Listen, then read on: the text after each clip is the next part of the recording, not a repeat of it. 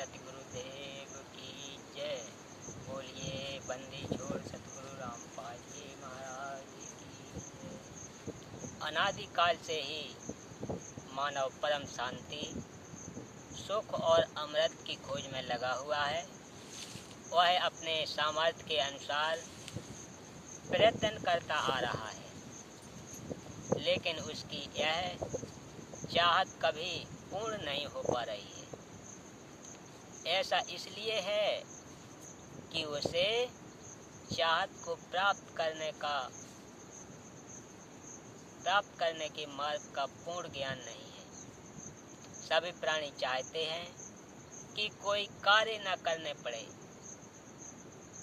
खाने को स्वादिष्ट भोजन मिले, पहनने को सुंदर वस्त्र मिले, रहने को आलीशान भवन हो, घूमने के लिए सुंदर पार्क हो, मनोरंजन के लिए मधुर मधुर संगीत हो,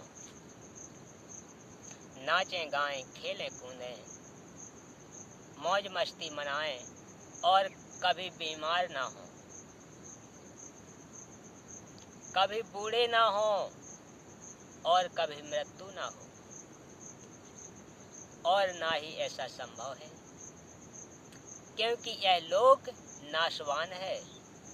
इस लोक की हर वस्तु नाशवान है और इस लोक का राजा ब्रह्म काल है, जो 1,00,000 सूक्ष्म जीव शरीर खाता है। उसने सब प्राणियों को कर्म भर्म व पाप पुण्य रूपी जाल में उलझाकर 3 लोक के पिंजरे में कैद किए हुए हैं।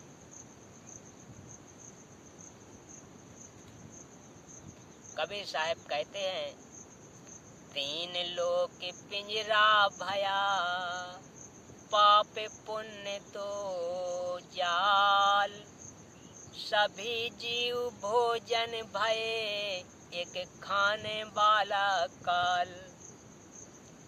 एक पापी एक पुण्य आया, एक है सूम दलेल रे, बिना भजन कोई काम न आवे, सब है जम की जेल रे। वह नहीं चाहता है, काल के लिए कहा गया है, काल भगवान के लिए, वह नहीं चाहता है कि कोई प्राणी इस पिंजरे रूपी कैद से बाहर निकल जाए। वह यह भी नहीं चाहता कि जीव आत्मा को अपने निज घर सतलोक का पता चले। इसलिए वह अपनी त्रिगुणी माया से हर जीव को भ्रमित किए हुए है। फिर मानव को ये उपरोक्त चाहत कहाँ से उत्पन्न हुई? यहाँ ऐसा कुछ भी नहीं है। यहाँ हम सब को मरना है। सब दुखी व अशांत हैं। जिस स्थिति को हम प्राप्त करना चाहते हैं, ऐसी स्थिति में हम अपने निज घर सतलोक में रहते थे। काल ब्रह्म के लोक में 100 इच्छा से, मानी अपनी इच्छा से आकर फंस गए और अपने निज घर का रास्ता भूल गए। कबीर साहब जी इसलिए कहते हैं कि इच्छा रूपी खेलन आया, ताते सुख सागर नहीं पाया। इस काल ब्रह्म के लोक में शांति व सुख का नामो निशान नहीं है।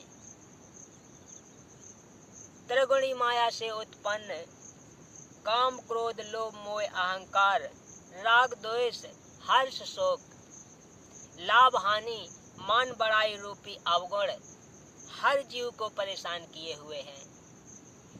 यहाँ एक जीव दूसरे जीव को मार कर खा जाता है, शोषण करता है, इज्जत लूट लेता है, धन लूट लेता है, शांति छीन लेता है। यहाँ पर चारों तरफ आग लगी हुई है। यदि आप शांति से रहना चाहोगे तो दूसरे आपको नहीं रहने देंगे। आपके ना चाहते हुए भी चोर चोरी कर ले जाता है, डाकू डाका डाल ले जाता है, दुर्घटना घट जाती है, किसान की फसल खराब हो जाती है, व्यापारी का व्यापार ठप हो जाता है, राजा का धन छीन लिया जाता है, स्वस्थ शरीर में बीमारी लग जाती है, अर्थात यहाँ पर कोई भी वस्तु सुरक्षित नहीं है। राजाओं के राज, इज्जतदार की इज्जत, धनवान का धन, ताकतवर की ताकत और यहाँ तक कि हर सभी के शरीर भी अचानक छीन लिए जाते हैं। माता पिता के सामने जवान बेटा बेटी मर जाते हैं, दूध पीते बच्चों को रोते बिलखते छोड़कर माता पिता मर जाते हैं, जवान बहनें विधवा हो जाती हैं और पहाड़ से दुखों को भोगने को मजबूर हो जाते हैं। विचार करें, क्या यह स्थान रहने के योग्य है? क्या यह स्थान रहने के लायक है? लेकिन हम मजबूरी बस यहाँ रह रहे हैं, क्योंकि इस काल के पिंजरे से बाहर निकलने का कोई रास्ता नजर नहीं आता और हमें दूसरों को दुखी करने व दुख सहने की आदत सी बन गई। यदि आप जी को इस लोक में होने वाले दुखों से बचाव करना है तो यहाँ के प्रभु काल से परम शक्ति युक्त परमेश्वर की शरण लेनी पड़ेगी। जिस परमेश्वर का खौफ काल प्रभु को भी है, जिसके डर से यह उपरोक्त कष्ट उस जीव को नहीं दे सकता जो पूर्ण परमात्मा, परम अक्षर ब्रह्म सत्य पुरुष की शरण पूर्ण संत के बताए मार्ग से ग्रहण करता है, वह जब तक संसार में भक्ति करता रहेगा उसको उपरोक्त कष्ट आजीवन नहीं होते।